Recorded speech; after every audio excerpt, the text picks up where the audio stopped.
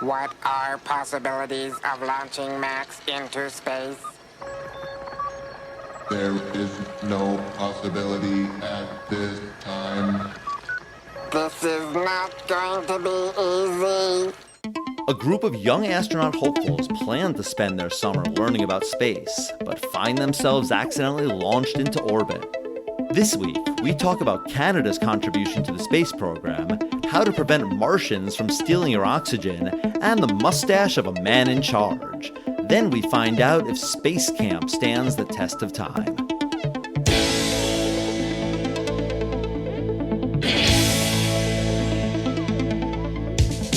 Test of time, James and Alan have their say. Do the movies you love still hold up today? James says gladiator with a glut. Alan says as a father, blah blah. It's the test of time, James and Alan have their say. Do the movies you love still hold up today? Test of time, James and Alan have their say. Do the movies you love still hold up today? Hello, everyone, and welcome to the Test of Time podcast. I am James Brief, and finally, something Alan will agree with, we are going to spend an entire podcast talking about space. Well, now, hold on a second. We'll be talking about a movie called SpaceCamp, only half of which takes place in space. So we're not going to spend the whole time talking about space. Guess what, Al? What's that? I went to my first Mets game since the whole pandemic started. You did? How was it? It was great. I went to Citi Field to see the old Metropolitans, and they beat the Colorado Rockies 3-1. It was a good game. And I actually sat in a section. It was actually the vaccinated section. So very interestingly, you had to go through a special gate, and you had to show proof of vaccination. And it was pretty cool. Like when you walk around in the hallways, you still kept your mask on. But like when you're outside, you didn't need your mask on. That is cool. To me, it's only tricky because Courtney and I are vaccinated, but the kids aren't vaccinated because they're too young. Sounds like a date night for mom and dad. I mean, I don't think that's what Courtney wants to do on a date night. And we could, you can bring kids who are unvaccinated into the vaccinated sections, but then people are closer, or we could bring them into the unvaccinated sections and then we'd be more spaced out, but then we'd be surrounded by unvaccinated people. So I don't really know exactly which one I'm more comfortable with. I have to think about that one a little bit more. I don't know. TBD. Well, I'll tell you that even though people there were, supposedly vaccinated in that section, there were definitely still the crazy people, just screaming. And you're thinking like, well, this guy probably doesn't have COVID, but tuberculosis is still a thing. And, like this guy, I mean, he was not coughing or anything, but like we're like, 8 rows behind this guy. And we're like, I miss this, even though it was very, very spread out, even the vaccinated section. Everyone was spread out in the stadium. We kept joking, my sister and I, that it looked like a Mets game in like early September. On a typical year. You've been to those games, right, Al? Many times with friend of the show and member of the Six Timers Club, Darren. He and I would just randomly go to games all the time, and we would just decide that day and get crappy tickets in the cheap seats, and, the stadium would be empty. It was awesome. But small things you notice, like when I got a hot dog, I wanted the works, sauerkraut, mustard, everything. And they used to have like a fixin' bar, and like they would have like whatever weird combinations you like mayonnaise or relish on your burger and chicken fingers and hot sauce. They have like 12 pumps for you, and you can make your own. You can make your own little Russian dressing. Those are all gone. Obviously, they're not they're not COVID friendly. Everyone doing that, licking their fingers of their chicken fingers. So they hand you that. It's packets of mustard, like little cups of sauerkraut. And there's no guys in the stadium screaming, hot dog here. You have to buy everything at the concessions. It was interesting, but good to be back, starting to come back. And I think this was, appropriately spread out. Nice. All right. Well, I will consider that. Maybe I'll go to a game. But either way, let's go Mets. So today we're going to talk about SpaceCamp because the movie is turning 35 years old. And I had assumed that you had seen this a million times, but last week you'd mentioned that you'd only seen it once. And I had never seen it, but I think the idea of this movie still sounded cool to me as a kid, or actually not really the movie, but just the fact that SpaceCamp existed. I kind of was like, oh, SpaceCamp, maybe I'd want to do that. And I think maybe I floated it to my mom at one point, and she was like, no. I think one, because it's very expensive, and two, because I probably said it after this movie came out, which was after the Challenger exploded.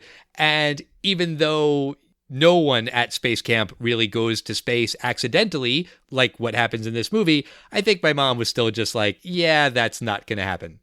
Did you ever want to go to SpaceCamp? I was jealous of every kid that went to SpaceCamp. I mean, seriously, yes, I wanted to go. And I didn't see this movie as a kid, but I knew the general premise. And the movie is kind of mostly famous for its unfortunate release date. It was ultimately released in June of 1986. And of course, on January 28th, 1986, the Space Shuttle Challenger exploded a minute and a half after takeoff. For the first 30 years of spaceflight, for the most part, including Neil Armstrong and all these people that went to space, and including the Soviets, these were generally military people.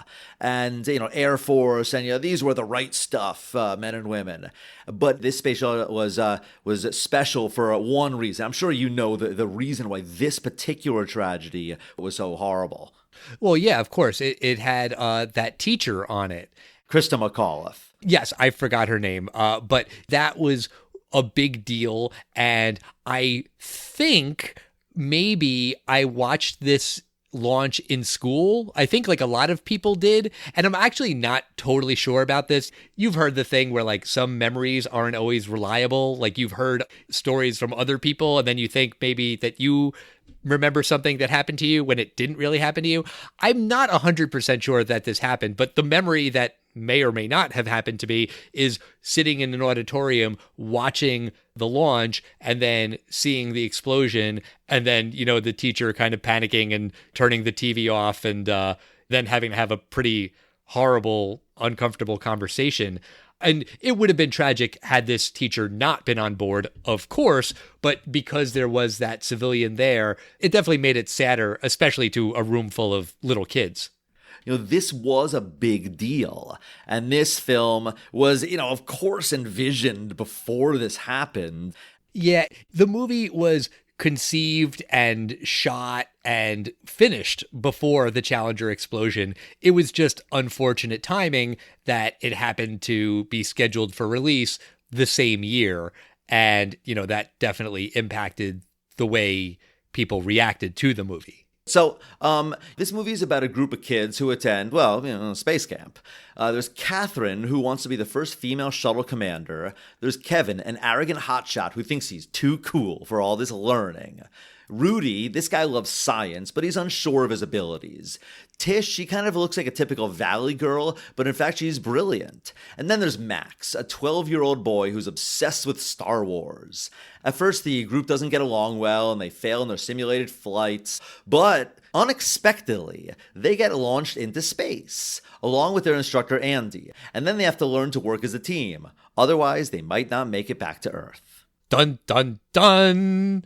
So I don't need to ask you if this was a hit at the box office. I know that it was a flop because of the fact that it came out 5 months after the Challenger explosion, and people just didn't want to see a movie about kids going into space and there being a tragedy, calamity, whatever. Right. It had a $20 million budget, and that's pretty significant, and you can really see where they put the budget, at least in certain scenes. And the movie opened in June of 1986, and this was less than 5 months after the Space Shuttle Challenger tragedy, and it wound up making $10 million total in the box office, and not all of that goes back to the producers, so this was a major flop. But what is very interesting about this film, and you must have noticed, is the amazing cast and crew of this film, Al. Oh, yeah, of course. It's got Kate Capshaw, who I really think the only other movie I've ever seen her in is Indiana Jones and the Temple of Doom. I looked at her IMDb and nothing else leapt out at me. If there's some other movie that she's in that we should really watch, listeners, let us know at Test of Time Pod. But I am quite confident this was the second Kate Capshaw movie I've ever seen. I think that's the only Spielberg film she ever appeared in, right? I don't think she acts in his films, does she? No, I mean, I don't think she really acts anymore, but Temple of Doom is famously where she met Steven Spielberg, and they got married and have been married since the early mid 80s, I think. Yeah. And you also have Leah Thompson, of course, best known for the Back to the Future movies, at least in my eyes.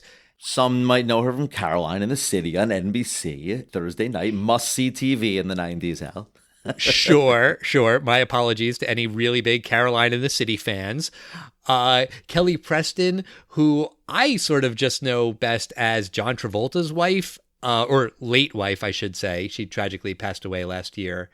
But she was also in Twins, which is a movie that we definitely will review on the podcast at some point. Oh, we'll be reviewing several of her films. She was in Jerry Maguire. We're going to get that film done. Sure. She was a great actress. We've never reviewed a film with Oscar winner Joaquin Phoenix in it. But this is the second film that we've reviewed that credits Leaf Phoenix in the credits. What was the first one? You don't remember. No, I don't. I'll give you a hint. In my day, Grover Cleveland was president. Oh, right. He was in Parenthood. That's right. I forgot about that. Yes. And Larry B. Scott, who plays Rudy, I recognize him from Revenge of the Nerds, another movie we will do on the podcast at some point. Oh, absolutely. Then there's Tom Skerritt. He's a great actor. He's a kind of a character actor, always kind of that, he's the authority guy. He's got the haircut of a man in charge.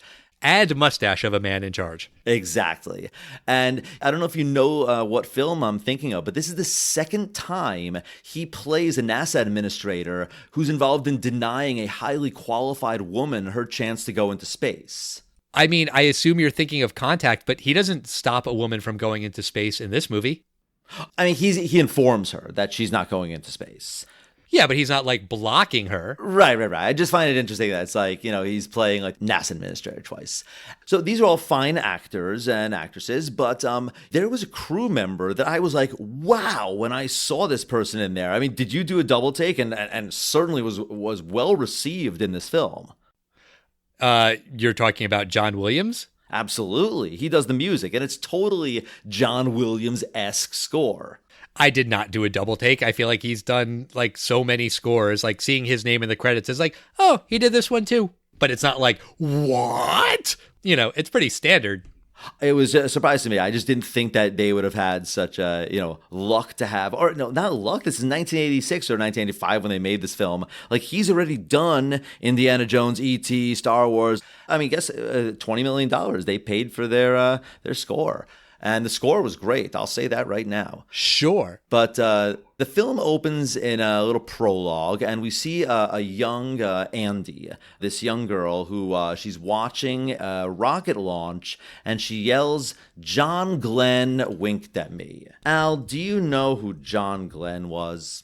Yes, he was an astronaut. He was the first man to orbit the Earth. So, this young girl grew up with the space program, and she wanted to be an astronaut her whole life. Flash forward to modern day being the mid-'80s. Andy is now, she's working tangential to going to space. She's working at NASA. She's working on the space shuttle. And we find out that she's been denied, that she's not going to go up in this year's class of astronauts. And then her husband, Tom Skerritt's character, he informs her that she will then be at SpaceCamp. And she's like, oh man, do I have to go? But yeah, she goes along. And then we meet all of the kids who are there. There's Kevin, who's like a spoiled rich kid, and he rolls up to SpaceCamp blasting Forever Man by Eric Clapton out of his Jeep. So he's a bad boy. I don't really think of that song as like a bad boy song, but whatever, it's fine. It's a good song. And he is immediately taken by Catherine, who's played by Leah Thompson. He thinks that she's really pretty. And she's immediately like pointing out all the stuff there, and she knows her stuff. And you can tell she's not just like, a know-nothing camper. She's actually like, a really, really well-knowledge young woman. Right. And she wants to be the first female shuttle commander, but she's in Andy's group, and Andy assigns her to be pilot, and she assigns Kevin to be shuttle commander. And Catherine thinks that's not fair. But the reason Andy does it is because she's trying to teach Kevin some responsibility, because he's clearly like not interested in anything. So she makes him shuttle commander, and she thinks that Catherine would make a good pilot. There's also this little kid, Max, who's Leaf/Joaquin Phoenix, and he should be in junior camp, but he's like, no, come on, I know what I'm doing, let me in, come on, please. And Andy's like, fine. Because he's done junior camp several years already, and he really wants to go to the old camp. Right. He's like, I'm ready. Come on. And he's so adorable as a little kid. There's Rudy. There's Tish. Tish, by the way, says that she has photographic memory, or maybe she doesn't use those exact words, but basically she says that she's memorized everything she's ever looked at. I did like 3 seconds worth of research because I was like, is that a real thing? Apparently some people think it is and some people think it isn't. Do you have any more background on that? I forgot what they call it, idyllic memory or something. Something like that. It's not something that I diagnose. I mean, if someone says, I memorize everything I have, I'm like, you have whatever that term is. Smart kid. It just strikes me as something that's like a convenient plot device in movies, TV shows, whatever. I think it's a little less lazy than giving her glasses. It is a very quick twist that you find out that she's no valley girl, which is like an 80s term for like, a know-nothing girl. Because you think she's so pretty that she won't know this stuff. But like basically the first sentence she makes, like, no, she's actually very intelligent. But I do give them credit at least for not making her an 80s nerd. No, they're very clearly playing against type. Like she's got like the big feather hair and she's like snapping the bubble gum and she says like, cool, whatever. But yeah, she's also brilliant. And we should talk about one of the other main characters in this movie, who is a robot named Jinx.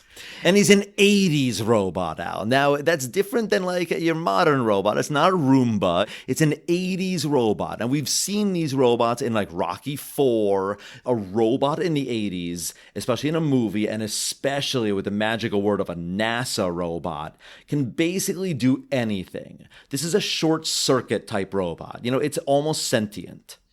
It is in fact sentient, and the way that they explain Jinx is that he was a brilliant robot created by NASA, but he's a little too glitchy, so NASA like got rid of him and junked him in SpaceCamp, where he like holds wrenches and stuff. No, they said he's too literal and he will Right. question every idiom you say. So he wasn't very useful. But yeah, that's a software issue. But do you realize how amazing the hardware of this thing is? I agree with you. It's very weird that Jinx was in SpaceCamp. Yeah, exactly. It's clearly like tens of thousands or hundreds of thousands of dollars worth of equipment. You don't just be like, it's garbage, and you just let, some random kid at SpaceCamp take him. However, I do have to say that every single time Jinx spoke, I laughed. I love everything he says.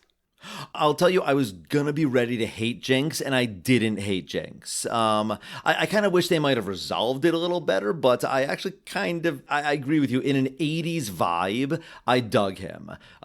Yes, exactly. He skated close to the edge between lovable and really annoying, but he didn't go over. But I'll say that Jinx was surprisingly a cute little character.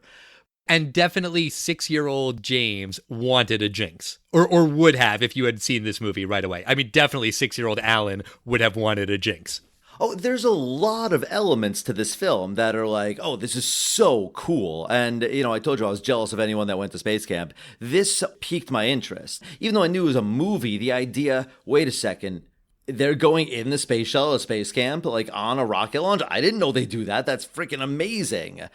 Probably won't launch, but it happened in this film. It was pretty cool. These kids, like, for some of them, this is like the minor leagues equivalent of, like, this is the NASA recruitment pool. You get a sense of, like, that is not really what it is. Well, doing some research today, I saw that in fact, some people who went to space camp did in fact go on to become astronauts. I mean, it's not like half of them, because there aren't that many astronauts and however many kids go to space camp every year, but it is a thing. Like, it is kind of astronaut prep for some people, at least. I'm sorry, don't get the wrong impression. I'm just saying I had this fantastical idea because of the concept of this film that these were astronauts in training, and the film kind of gives it that edge. Like, at one point, Andy is like, "I'm so hard on you, Catherine, because when you're in space, you're going to need this training." And I'm like, she's got a number of years before she goes to space. But sure, it is a really interesting thing that these kids are definitely going to be from a pool of kids that are a little more interested in science. And I think it's realistic that there's going to be a bunch of Kevins that are there. And it's like their parents think, oh, we'll whip some good sense into them. We'll send them to space camp so they won't have any hooligans to hang out with this summer. Like, there's probably kids that don't want to be there. There's a couple nerds. There's a couple random kids. These kids are all together. They're on the blue team. And Kevin wasn't supposed to be on the blue team, but he switched tags with some other space camp nerd. And he got to be on the team because he thinks Leah Thompson's character is cute. But they're going in a space shuttle simulator, and they're simulating weightlessness. But Catherine, actually, she keeps crashing the space shuttle because she's the pilot. Right. And she's down on her luck. But eventually Kevin asks her on a date, and she says yes, and they kind of sneak off into the night. They're not supposed to do that. And they're talking about, why do you work so hard? How come you don't try at all? And Kevin has this totally mid-'80s line where he says, what's the point of trying? We're all going to get nuked anyway, because people back then thought that there was going to be a nuclear war with the Soviet Union and everyone was going to get blown up any minute now. And meanwhile, while they're on this date, Jinx ends up snitching on them because Andy and the Tom Skerritt character, they can't find them and they're looking everywhere. And then Max knows where they are, and Max told Jinx, and then Jinx tells them where they are. And Catherine and Kevin are busted, and Andy and Catherine have this heart to heart. And Andy's like, I want you to make sure you have every I dotted and every T crossed, because as a woman, you have to work twice as hard and you have to be absolutely perfect. And I thought that was a good speech. It was motivational and, explains why she's tough on her. And sure, it's going to be even harder for her to be the first female space commander, but every I dotted and every T crossed, I feel like that expression doesn't really stand the test of time. I mean, that's only if you're writing shorthand, and who does that anymore? I mean, I wonder if it might just be one of those things that one day someone will explain what every I dot and what every T crossed means. But the expression still stands. These astronauts, they practice 400 different simulations of what will happen, and they practice every one of them until they're perfect in every one of them. So sure. And I'll give the movie license that yes, this is sort of a training, a recruitment pool for future NASA astronauts. She's got to be look, you can't mess around, and if your team doesn't work together, you guys are all going to burn up. What are you going to do? Hey. I don't know why she's suddenly Joe Pesci, but sure. Okay. So through Jinx, he's been caught. Kevin yells at Max and makes him run away crying. And he says over and over he wishes he could go into space. And Jinx overhears Max wishing to go to space. And a little earlier, Max had told Jinx that they're friends forever. And he takes that completely literally. So he's like, we're friends forever. I got to help my friend. So the next day, these guys, they all tour the space shuttle, and at least to this movie's credit, they didn't tour the Space Shuttle Challenger. They toured the Space Shuttle Atlantis. And, it's all cool stuff. And I'll bet you they filmed this, in at least a realistic replica, because it was pretty cool looking. All the kids get to go into their, their assigned seats. Pilot, go the pilot seats like we practiced. The one weird thing that I don't think is realistic is that NASA does a real engine, test on this shuttle. The whole shuttle's vibrating, and they're like, whoa, this is really cool. They do say that this is a very special thing that doesn't normally happen in space camp, that only these cadets are going to get to be there for this engine test. But you're right. It does seem like isn't this a bad idea? Shouldn't they not do this? And Jinx is talking to this other computer, trying to figure out how he can send his friend Max to space. And the thing that they come up with is thermal curtain failure. I have no idea if that's real. It sounds stupid, though, because, like, why would you throw the word curtain in there? If you're going to make something up, don't make something sound confusing. Like, why is there a curtain on the space shuttle? I mean, I get it. It means something else. But Jinx is like, we need to figure out how to get him into space. Oh, we'll make this failure, and then the shuttle will have to crash, but then the only way to avoid that crash will be to send the shuttle into space. And it's like, there's 4 different things that need to happen, all of which seem like really, really filled with potential for this thing to go wrong. And yet Jinx and the NASA computer seem to think it's a good idea.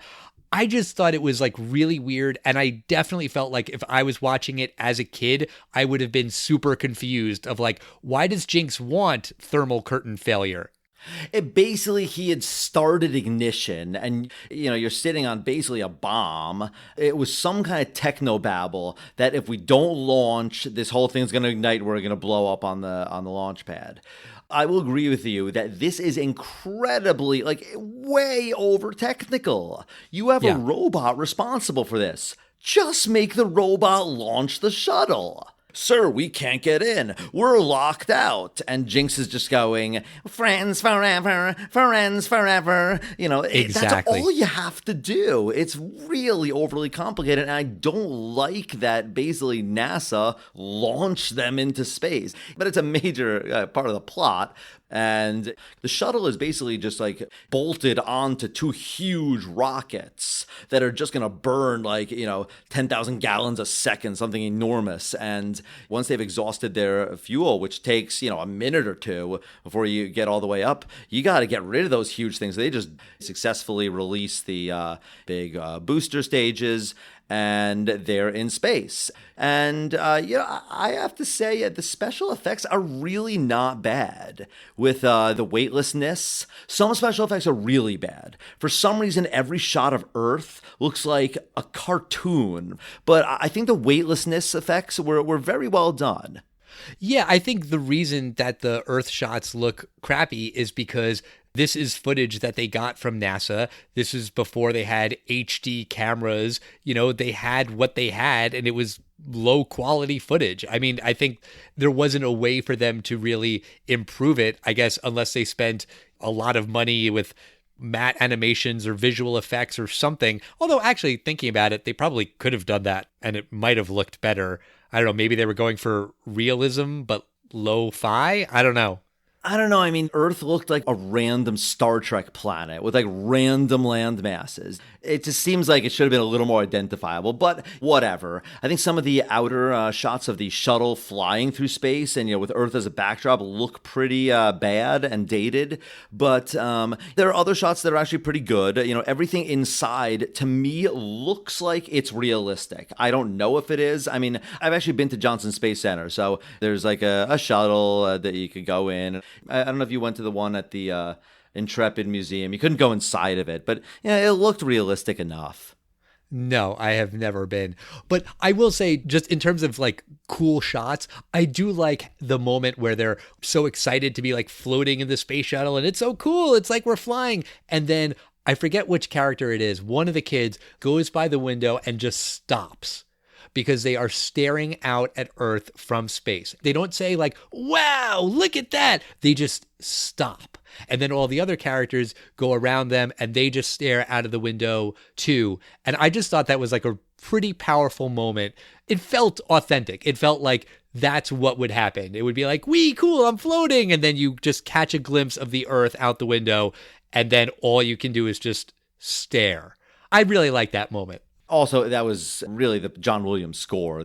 But the shuttle, and this makes sense, I guess, was not, space ready because it was just on the deck for, some tests, and they don't have a full week load of oxygen in there. They have about enough for 14 hours, but it's going to take 17 hours for them to orbit the Earth and land in Edwards Air Force Base. So they devise an idea to go to this place called Daedalus, which is the space station that's being built. I will give credit. I think Daedalus is a cool name and a good sounding name for a space station. Sure, I'll agree with that.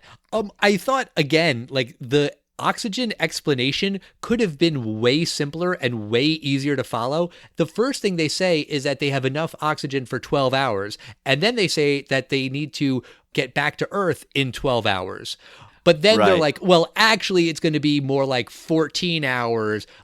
Just use different numbers. They could have made it much simpler of we need 15 hours worth of oxygen and we have 6. Just make it really clear. And they were stuck on 12 and 12 for a little while. And it was just unnecessarily confusing. I completely agree with you. I caught that. And for simplicity, I said the final conclusion, which was that they basically had 14 hours of air and they needed 17 or 12 and 14, whatever it was. But I remember thinking that when it was the same number of hours that they have left to land, I was like, oh, there's going to be a tense scene where they're kind of running out of air, but then they make it just in time. Right. But no, you're right. They should have just said, we have an hour's worth of air. And luckily, we're 40 minutes away from a space station. A space station that has extra oxygen strapped outside in a manner that makes it nearly impossible for any astronaut to get it. Any astronaut, Al? I mean, any adult astronaut. Why would you put... Yeah, and then they send the kid. Right, of course. But, why would you put the oxygen there in such a way where it's impossible to get? I understand that you want it to be, secured in some way because you don't want it to float off. I get that. But, it seems like they could have put it somewhere better than where they did. It was sir, are you sure we want to lock the tanks in these cages that are inaccessible to any human arm? Yeah, are they worried Martians are going to steal it or something? It just makes no sense at all. But Andy goes to get the oxygen. She can't reach. So then Max goes. But they still give him adult spacesuit. So they just kind of squish it up a little bit. But I assume that the hardware, the big tank, it's not a child-sized tank. And the helmet is not for kids. I thought that this part was a little ridiculous because she couldn't fit in because she couldn't get the helmet and the tank through the cage. But somehow Max was able to do it because his body is smaller. That to me didn't make sense. There's a lot of things in this sequence that don't make sense. And you're absolutely right about that.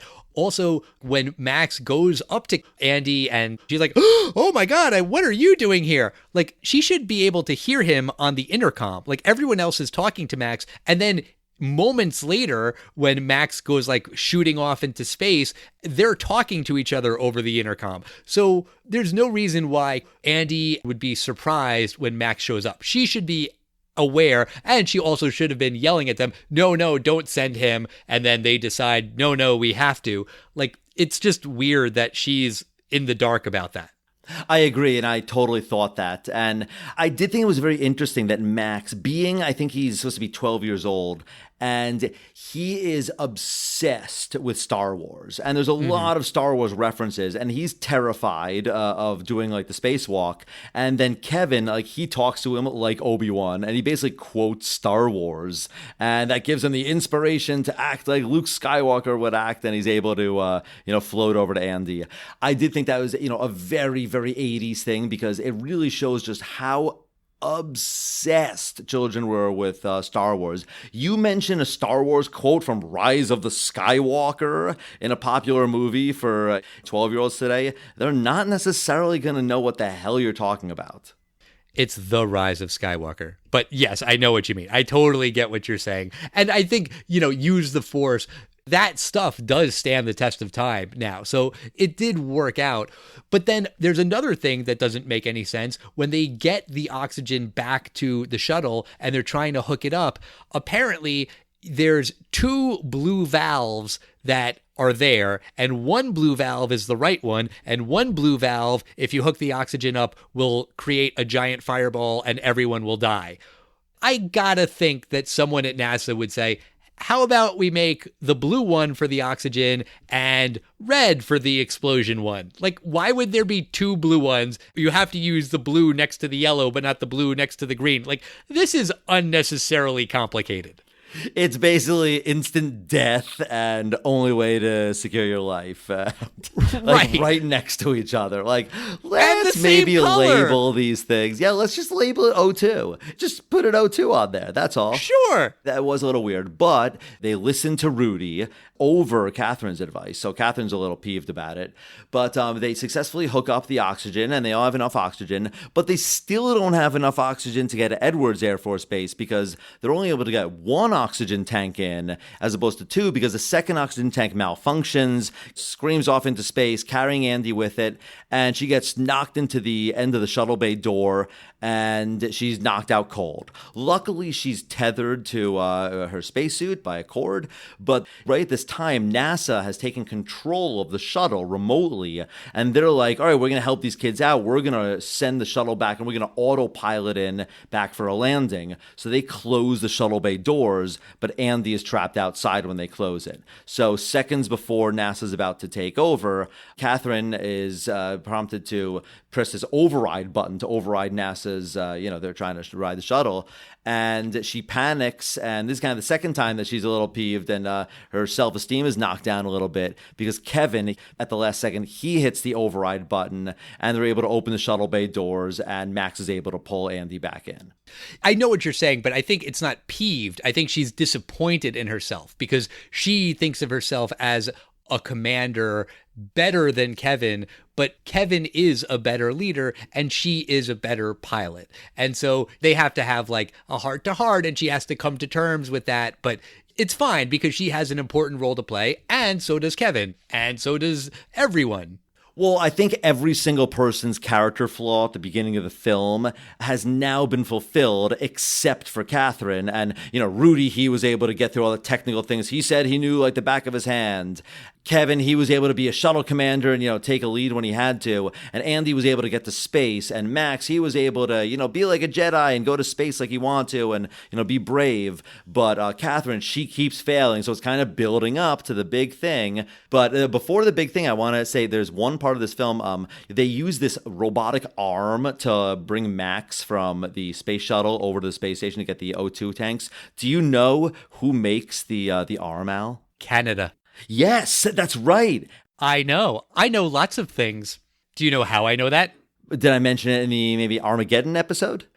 Maybe you did, but I know it because I was listening to the Smartless podcast, and Will Arnett, who's Canadian, was talking about that like everyone in Canada is super proud of the Canada arm. That's right. And do you know what they call it? The Canadarm. That's right. It's called the Canadarm, and it has a big Canadian flag on it. So I just wanted to give a shout out to the Canadarm because I think the Canadarm, it's always worked like really flawlessly. So kudos to our neighbors up north. Thank you for their contribution.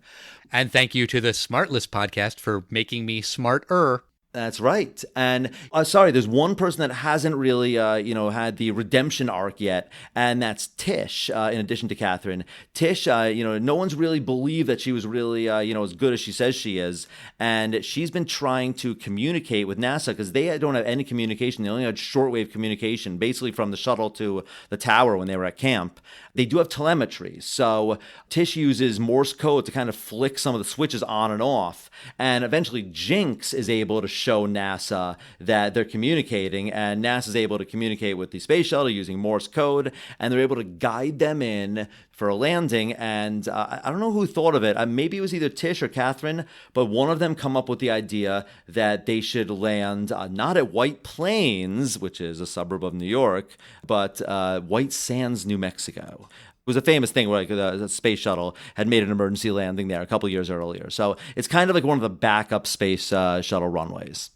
And that is real, which is maybe not so great in terms of like, this movie is pure fiction. Sure, it's about NASA, but like they refer to a real emergency landing that a real space shuttle made in White Sands, which then does sort of make this feel a little bit more realistic, which is probably not so great in light of the Challenger explosion. Of course, they weren't thinking about that when they made the movie. They were like, oh, let's put some realistic stuff in. That's a good thing. Yeah, one thing that irked me was, these are very, very intelligent kids who know their stuff. And for some reason, they made it into like a puzzle that they could figure out which place to go in. Because they're like, white plains, white something, that's it, White Sands. I mean, these kids know everything about the shuttle. And Andy had mentioned that they will know every single circuit in this place. Like, there's only like 3 runways. There's like Johnson Space Center, Cape Canaveral, and then White Sands. Like,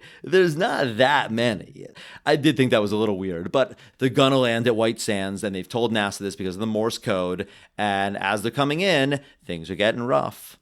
Right. But Catherine has her moment of triumph. She is able to remember her training. She's able to successfully pilot the ship down. Andy can't do it because she's injured from when the oxygen tank shot her into the thing and she's out of it. So it has to be Catherine, and Catherine comes through.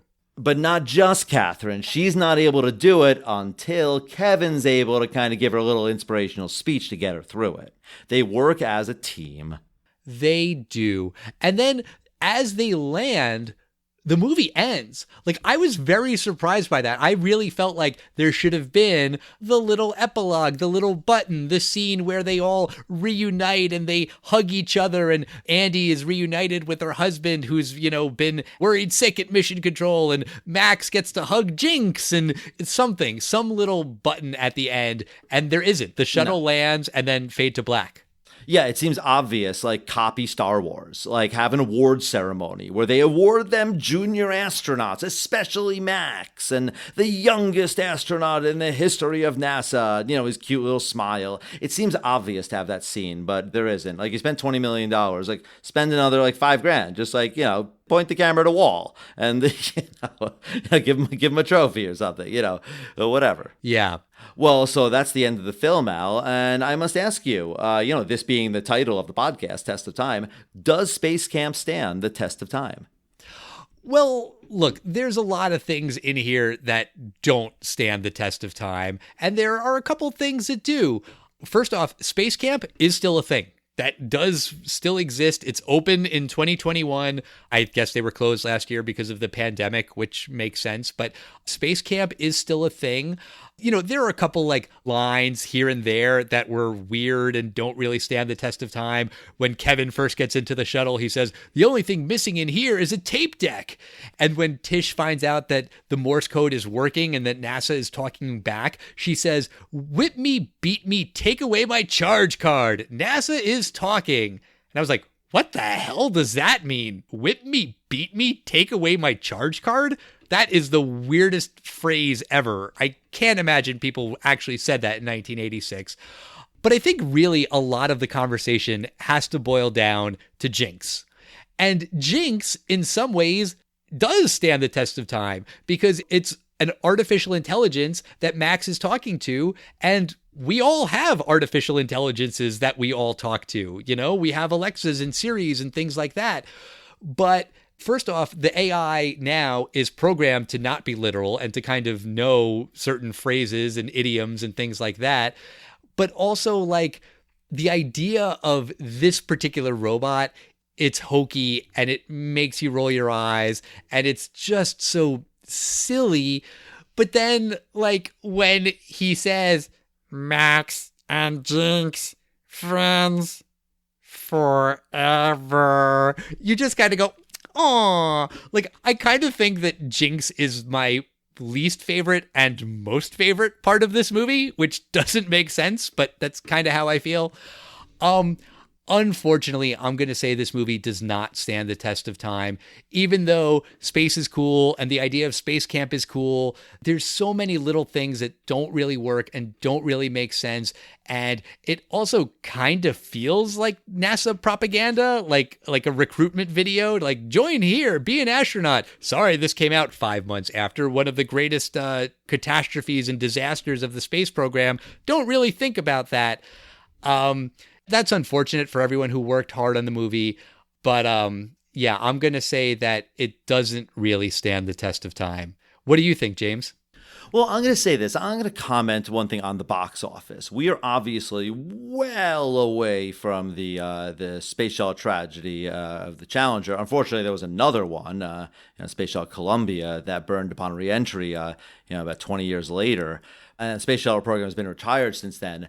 I will say this, outside of the totally unfortunate box office window, this film should have been a hit. Like, this has a lot of elements that in the 80s, it should have made a lot of money. I'm talking financially, it should have been a hit.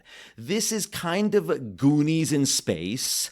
The film it's very well directed. The score is fantastic. The acting, I thought all the actors are competent, but Kate Capshaw, I actually thought she was actually very good in this film. Agree. You could definitely see the potential for a lot of these future actors, who go on to very successful careers. And I also forget how young Leah Thompson was. I remember as a kid thinking that she was more the mom, and they kind of made her look young.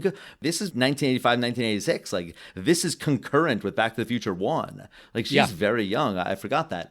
One thing I think about this film is that the premise overall is fantastic. I read that they announced that Disney Plus is going to be remaking the film, and it's going to be something made for the streaming channel. I think this film is great to be remade. This tycoon owns Z Space, obviously Elon Musk, SpaceX, and something, these kids get launched into space and have to work together. It's a really good premise. I think the overall story is good. Unfortunately, this doesn't wind up being Goonies in space, even though it had a lot of the elements of being Goonies in space. And that's just because a lot of the plot just isn't really good. I just really don't like how they launch into space. I don't like their little mission in space. I just don't think it ages well. Maybe as a kid I'd like it, but to me it just needs to be a little tighter, and I really think the remake will fix these flaws. This film, it's not a terrible film. I thought it was going to be awful. And I'm wondering, does this film stand the test of time? Because it is definitely aged better than it was in 1986. You don't have this sick feeling in your stomach of this tragedy, like watching a World Trade Center movie in 2002, I agree. Like, the fact that there is more time now between this movie and the Challenger explosion does help from a test of time perspective. Yeah. I'm just going to finish it up here by mentioning a previous film that is very similar to this, and that's Last Action Hero. And that's another film that I think has actually aged well relative to the huge panning it got when it was out. Unfortunately, it still didn't make a great film, even though the premise was fantastic. And same thing with this film. Really good cast and crew. The film itself is just missing a better screenplay. That's the only element that's missing. And it's being written by Mikey Day, who is a really funny guy on Saturday Night Live. I would actually check out a remake of this film, but unfortunately, the 1986 effort does not stand the test of time. I agree with you that it doesn't stand the test of time. I do also kind of think, though, that the premise itself doesn't really stand the test of time. I feel like immediately people would have to be like, how do these kids accidentally go into space? And it would have to be written in a way that is both believable that it could happen, but also doesn't make NASA look incompetent. I feel like you'd have to toe like a really tough line there. There's a film on Netflix right now. It's called Stowaway with Anna Kendrick, Toni Collette, Daniel Day Kim.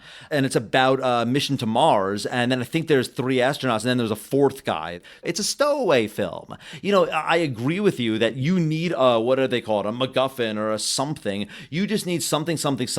They're into space. Something in space is a challenge before they can get back down. I just happen to think that those 2 things were missing from this film to be good. I think it's very updateable. I get what you're saying. I think it's a tough needle to thread. One other thing I did just want to mention, when you saw Max and Jinx like being best friends, did you think about Her, the Spike Jonze movie, at all?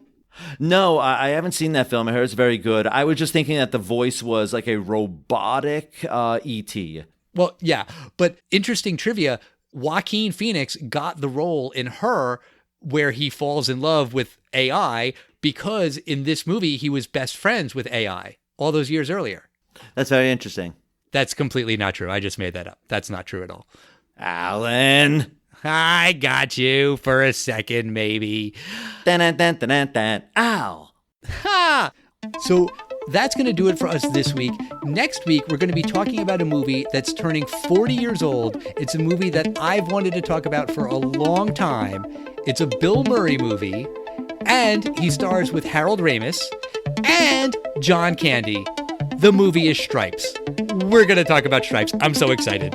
I've actually never seen it and always wanted to, so I'm a little worried. Is this going to be a comedy I've never seen that I'm going to really like? Or is this going to be like a Caddyshack situation? You know, a film that I'd always heard my whole life was hysterical, and then when I finally saw it, it wasn't that funny. So, you know, I'm hoping the comedy stands up. I'm excited to watch it. I'm excited to hear your reactions to it. So that'll be a great episode. As always, we want to hear from you. We are at Test of Time Pod on Facebook, Twitter, and Instagram. Email us to the testoftimepodcast@gmail.com. Check out our website, testoftimepod.com. You can find all of our old back episodes, which include some other movies about space. If you want to hear James geek out about space. And we'll see you next week, everybody. Bye. Bye, everyone. In space, space, space.